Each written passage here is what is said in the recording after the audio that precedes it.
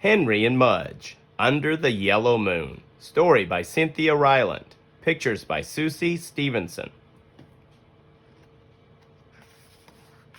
Henry and Mudge, Under the Yellow Moon.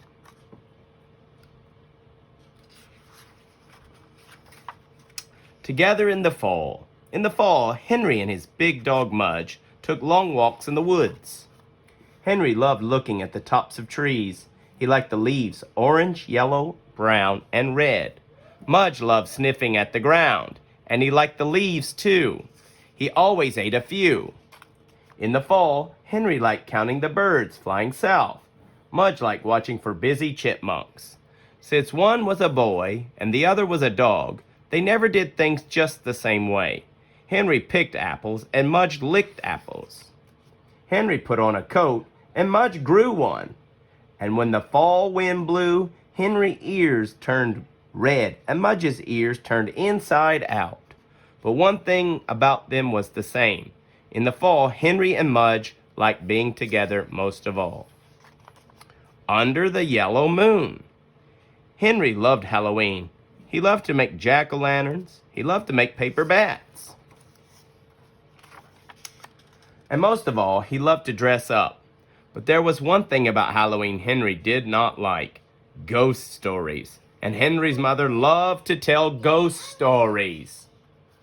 Every Halloween, she put on her witch's hat, lit candles, and told ghost stories.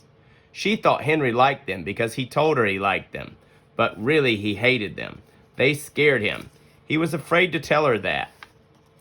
But this year, Henry had Mudge. Mudge would be with him. Henry would not be afraid of the ghost stories. So Halloween night, Henry's mother put on her hat and lit her candles. She invited Henry and Mudge and some of Henry's friends to listen to ghost stories. It was dark outside. A big yellow moon was in the sky. It was dark inside, except for the candles and one jack-o'-lantern. Henry got close to Mudge on the floor. Henry's mother began. First, she told a story about a man who lost his head. Henry shook. His friends shook. Then she told a story about a cat in a graveyard. The candles made shapes on the walls. Henry shook harder. Then Henry's mother began telling a story about a pair of shoes that went looking for someone's feet. The shoes, she said, came out only at night, and they walked up and down the streets looking. You could hear them, she said softly. They went click, click, click, click. Henry's mother tapped her own shoes on the floor. Click, click, click, she whispered. But when she stopped tapping, Henry still heard something. Something in the room. Something in the room under the yellow moon. Henry held his breath. Something went click, click, click, but faster. Henry's whole body shook. It was like someone walking faster and faster. Click, click, click, click, click, click. What was it? Henry's mother bent down. Mudge, she said. Henry knew his mother was scared too, if she needed Mudge. Mudge, she said again. The clicking got louder. The shoes are coming, thought Henry. He put his head in Mudge's neck. Now the clinking was louder than ever. Mudge, Henry's mother said, stop chattering. Chattering? Henry put his ear near Mudge's mouth, and Mudge's teeth went click, click, click, click, click, click, click, click. It wasn't a pair of shoes. It was Mudge, and he was more scared of Yellow Moon and the dark room and the witch's stories than anybody else. Poor Mudge, thought Henry. Henry stopped shaking and put his arms around Mudge's big head and held Mudge tight. Then they listened to the next story about a chair that rocked all by itself.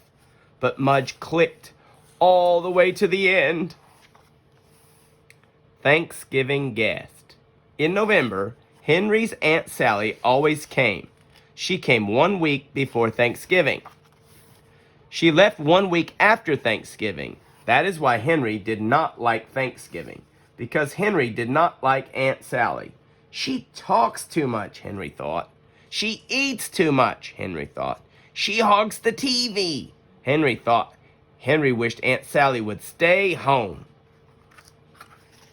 Aunt Sally had not yet seen Henry's dog Mudge. I bet she hates dogs, Henry thought. Oh, how I wished Aunt Sally would stay home. But she didn't. She came 1 week before Thanksgiving, right on time. Aunt Sally came into Henry's house. She was talking and talking and talking. She went right into the kitchen with Henry's father. Henry knew what Aunt Sally would be doing in the kitchen. Henry went into the backyard to find Mudge. At last, Henry thought that Aunt Sally must be finished talking and eating, so he went back inside with Mudge.